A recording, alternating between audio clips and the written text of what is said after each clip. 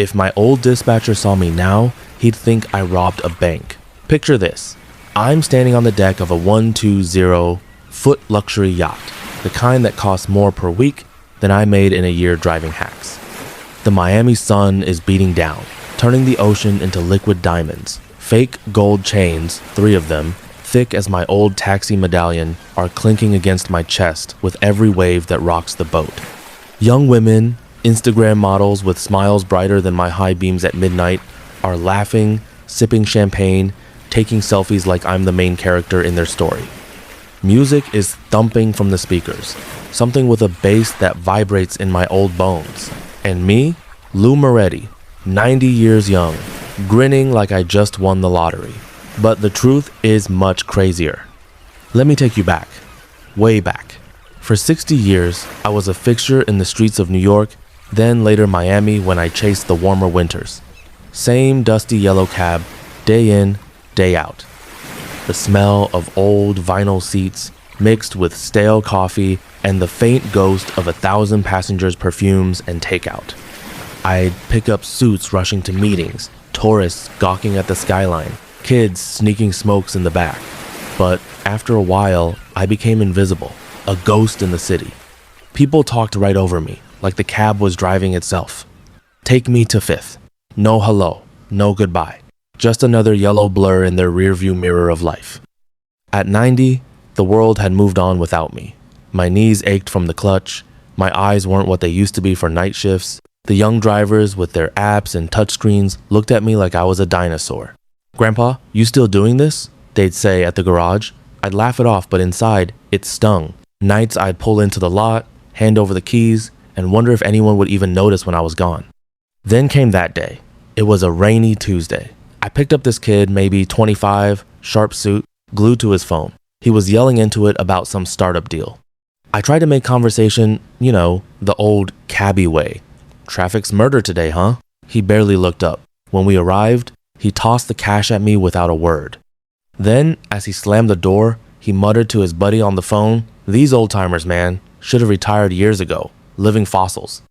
That hit me harder than any pothole on Broadway. I sat there in the idling cab, rain streaking the windshield like tears I wouldn't shed. I'd been saving for my death my whole life. Every tip, every extra shift, tucked away in that envelope under the bed, final expenses, funeral, plot, the works, over $80,000. I was preparing to leave quietly, like I'd lived, invisible even in death. But in that moment, something snapped. I've been saving for my death, but I forgot to pay for my life. I drove home that night, the city lights blurring not just from age but from a new fire in my gut. I shuffled into my tiny apartment, the one with the peeling wallpaper and the fridge that hummed like an old engine. I pulled out that envelope, thick, heavy with decades of sweat. I stared at it for a long time. Funeral fund. What a joke. Who was I kidding? My kids, God bless them, they're busy with their own lives, would handle it. Or the state. But me? I was still breathing. Still had a heartbeat.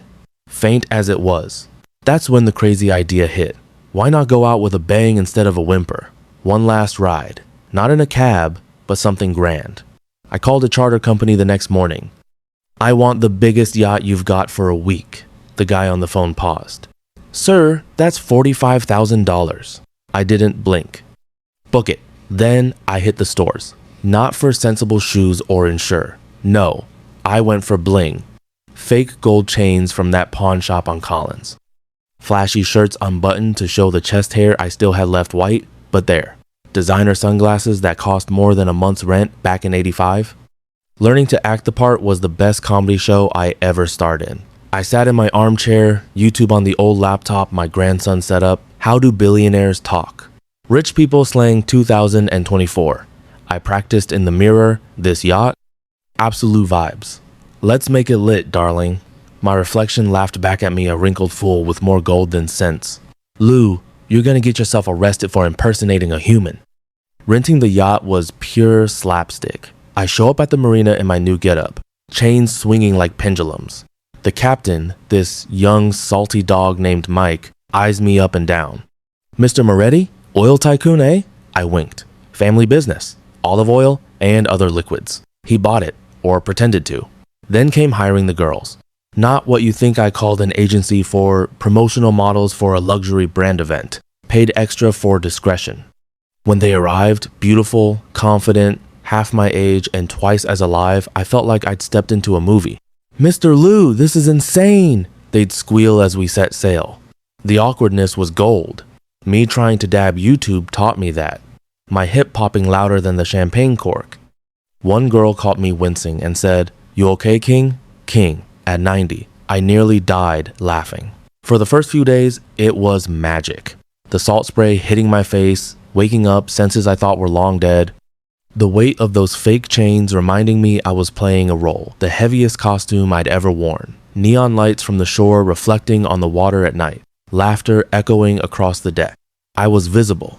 Hell, I was the center of the universe. But then came the quiet moment. It was the fourth night. The party's in full swing, music, dancing, stories flying. I slipped away to the upper deck, alone under the stars. The ocean stretched endless, black and whispering secrets. I leaned on the railing, chains clinking softly now. Who was I kidding? This wasn't me. I was Lou the Cabbie, not some billionaire playboy. An imposter in my own adventure. What if they found out, laughed, pitied the old fool? My chest tightened, the old heart doing its irregular dance. I almost called the captain to turn back. Take me home to my dusty apartment. That's when she found me. Her name was Elena. One of the models, but different. While the others posed and posted, she had this quiet way about her. She came up beside me, the breeze playing with her hair. "You okay, Lou? You disappeared." I almost lied again, but something in her eyes tired, despite the youth and the glow stopped me. "Truth is, kid, I'm no billionaire. I'm a retired taxi driver. Spent my funeral money on this, all of it, fake everything." I braced for the laugh, the exit. She didn't laugh. She smiled softly, looking out at the sea. "You know what? I get it. This," she gestured to her perfect makeup, the designer bikini, the filtered life, "is my fake too. Everyone on Instagram thinks my life's perfect. Parties, trips, the dream. But I'm 24 and feel as lost as anyone. Pressured to look a certain way, be a certain way, always performing. I feel invisible too, in my own way. The real me, scared, wondering if any of this matters." In that moment, the mask slipped completely. We talked for hours as the party faded behind us, about dreams deferred, about how the city or the world makes ghosts out of all of us if we let it. She wasn't just a pretty face, she was a soul searching, same as me. I told her stories from the cab, the couple I drove to their wedding, the immigrant who cried telling me about his mother back home, the nights I drove just to feel the road under me. She listened, really listened. For the first time in decades, I wasn't the invisible driver. I was seen. As the sun rose the next morning, the party wound down. Guests trickled off, hugging me, calling me legend. Elena gave me a real hug. Not for the gram. Thank you for the realness, Lou. You reminded me it's okay to just be. The yacht returned to port, but something in me didn't. I was still Lou Moretti, the old cabbie. But now, I walked a little taller. The chains went back to the shop, the flashy shirts to Goodwill, but the feeling, that stayed. You see, life only starts when you stop being afraid of what others think. When you realize that saving for tomorrow is fine, but you better spend something on today. I faked being a billionaire to remember I was already rich in years, in stories, in the simple fact that I was still here. Now, as I sit on my little balcony, watching the Miami sunset paint the sky in oranges and pinks, the salt air still in my lungs, I feel more alive than I have in decades. The end will come when it comes. But until then, I'm not saving for the funeral anymore. I'm living for the ride. So, I ask you, watching this, what would you do today if you weren't saving for tomorrow? Would you book that trip? Call that old friend? Put on the damn gold chains and dance? Don't wait till 90 like me. The meter's running. Make it count.